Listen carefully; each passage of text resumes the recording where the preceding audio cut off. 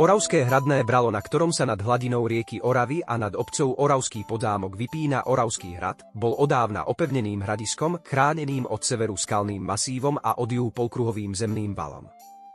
Najvyššia časť hradu je vo výške 112 metrov nad hladinou rieky Orava. Hradná vyvýšenina bola osídlená už v praveku. V polovici 13. storočia tu postavili pravdepodobne na mieste dreveného hrádku murovaný hrad, ktorý sa prvý raz písomne spomína v roku 1235, keď ho kráľ Belo IV. Prevzal od Mika Balaša výmenou za Žilinu, Varín a Sučany a stal sa kráľovským majetkom.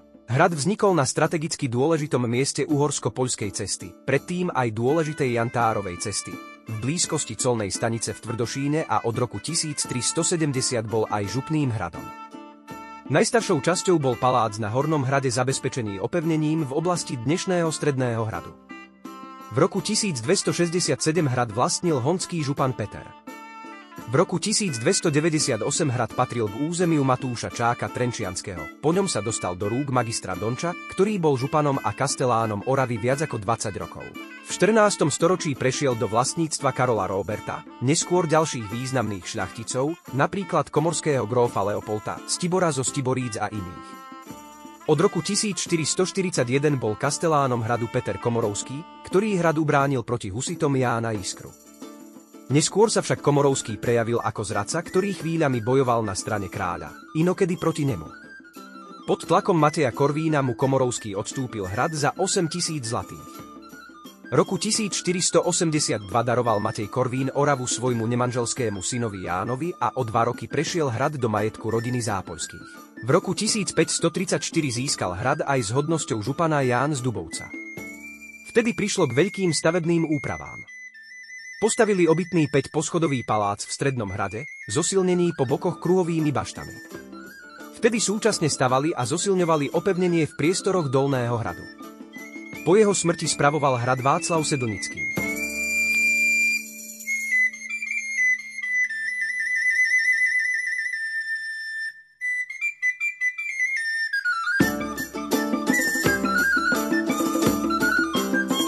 Príchodom Turzovcov sa začalo najvýznamnejšie obdobie v dejinách Oravského hradu.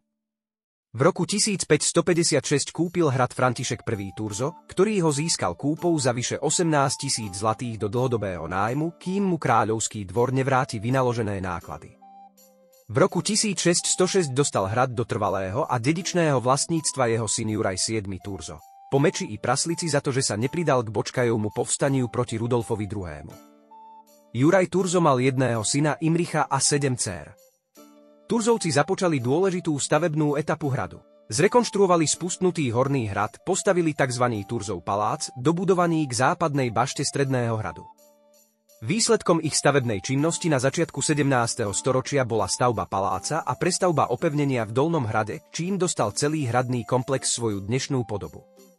Smrťou Imricha Turzu, ktorý zomrel vo veku 23 rokov, vymrel rod po meči. Keďže Juraj Turzo si neželal, aby jeho majetky boli rozdelené po smrti jediného mužského potomka, stanovil vo svojom závete princíp nedeliteľnosti majetkov iba výnosov z nich. V roku 1626 sa na hrade Lietava zišlo 7 dcér Juraja Turzu a založili tzv. Oravský komposesorát, spoluvlastníctvo Oravského hradného panstva, ktoré malo vždy voleného jedného komposesora riaditeľa, ktorý spravoval tieto majetky.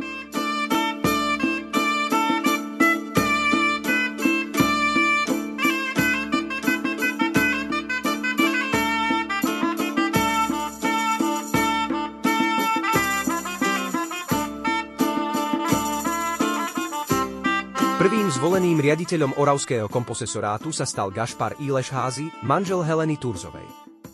Nepokojné obdobie protihabsburských povstaní konca 17. alebo predovšetkým začiatkom 18. storočia zasiahlo i do histórie Oravského hradu. V roku 1670 bol vtedajší riaditeľ komposesorátu gróf Štefan Tekeli obvinený z účasti na sprisahaní proti cisárovi Leopoldovi I. a cisár ho prikázal zatknúť. Gróf Tekeli sa bránil na Oravskom hrade obliehanom cisárskym vojskom až do svojej smrti. Posádka po smrti svojho pána vydala hrad cisárskej armáde bez ďalšieho boja. V roku 1672 sa zmocnili hradu sedliacky povstalci pod vedením zemplínskeho zemana Gašpara Piku. Hrad im bol vydaný bez boja na základe dohody s kastelánom.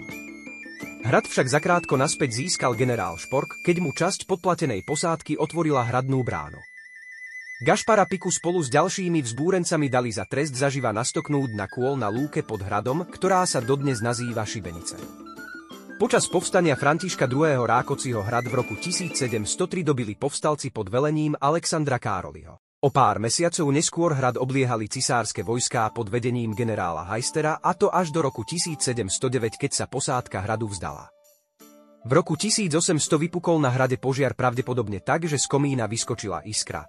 Zapálila sa strecha a odtiaľ sa rozšíril požiar na celý hrad.